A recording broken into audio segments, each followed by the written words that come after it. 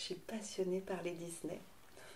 Ce qui engendre un petit peu cette immaturité, c'est que j'ai pas envie de grandir, c'est moche de grandir. Donc Disney, c'est parfait pour moi. C'est vraiment, j'y passais mes journées. À la sortie d'école, j'avais les cassettes vidéo de tous les Disney qui sortaient et avec mon frère, on regardait ça. Et quand on n'était pas en train de regarder les cassettes, mes parents nous emmenaient 2, 3, 4 fois par an à Disneyland Paris. Et ça m'a énormément aidée. C'est bien d'avoir une ville finalement à 4 heures de route, c'est pas si loin. Et en fait, c'est un monde magique dans lequel on peut aller et personne ne nous connaît, on peut faire ce qu'on veut.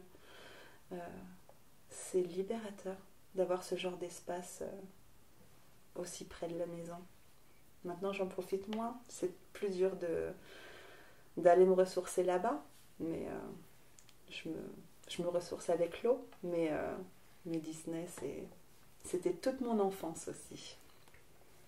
C'est toujours aussi présent dans ta vie. Et est-ce que cette passion pour Disney, tu l'as transmise à ta fille? J'ai transmis cette passion-là à ma fille déjà quand elle était dans mon ventre, parce que je suis toujours en train d'écouter des chansons Disney. Hein. Le CD qui passe dans ma voiture, parce que c'est une vieille voiture, c'est les chansons des thèmes du parc. Donc j'ai toujours ça dans ma voiture. Ma playlist sur Spotify, il n'y a que des chansons Disney dedans, que ce soit version jazz, version française, version américaine. Il n'y a que ça.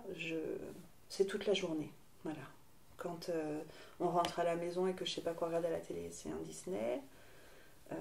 Les collections qui n'en finissent pas. Et les voyages, on essaie d'y aller au moins une fois par an. Et c'est toujours des bons souvenirs.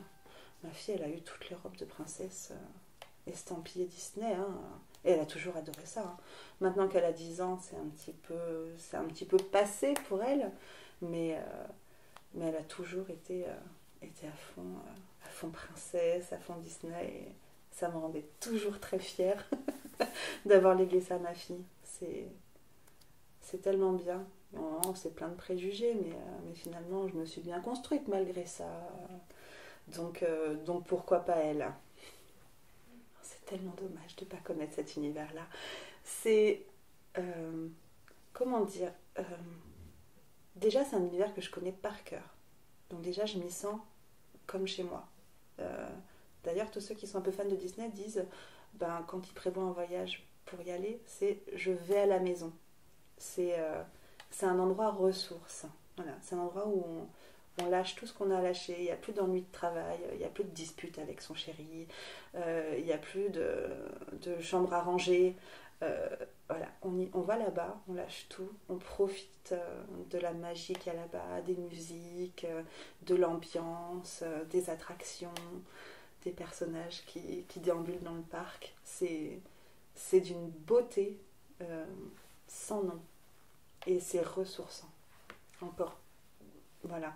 Plus que le fait que ce soit magique, c'est que c'est une bouffée d'oxygène pour moi, et je pense vraiment pour beaucoup d'autres, d'aller là-bas. Et je pense que si mes parents nous y emmenaient aussi souvent, c'est qu'ils avaient bien compris que c'était pas juste une envie d'aller faire un manège. C'est vraiment que c'était important au niveau psychologique pour nous d'aller là-bas et de se charger en ondes un peu positives. Voilà. C'est tellement beau que ça peut que être bénéfique pour nous. Quand c'est comme ça, vous allez tout un week-end à Disneyland ou vous vivez Disneyland? Raconte-nous ce que c'est un week-end. Enfin, comment vous le vivez? Je ne sais pas si c'est une journée ou un week-end. Alors, avant, quand on habitait à Lyon, on y allait ne serait-ce qu'une journée. C'est-à-dire qu'à Lyon, c'était qu'à 2 heures de TGV. Donc tant pis, on y allait très tôt le matin, on revenait très tard le soir.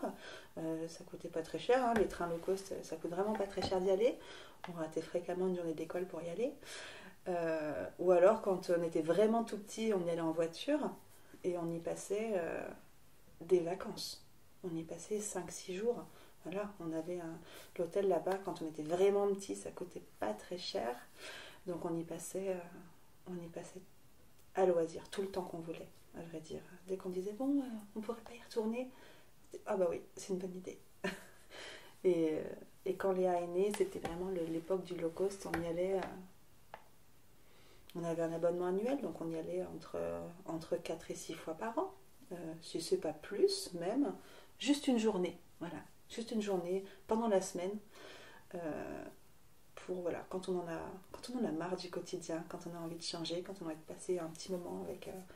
voilà, moi, un moment avec ma fille, j'emmenais ma maman avec moi, hop, et toutes les trois, on y allait entre filles, passer cette petite journée décompression, voilà. On profitait les unes des autres, et ça, c'est des moments que j'oublierai jamais, jamais, jamais, jamais.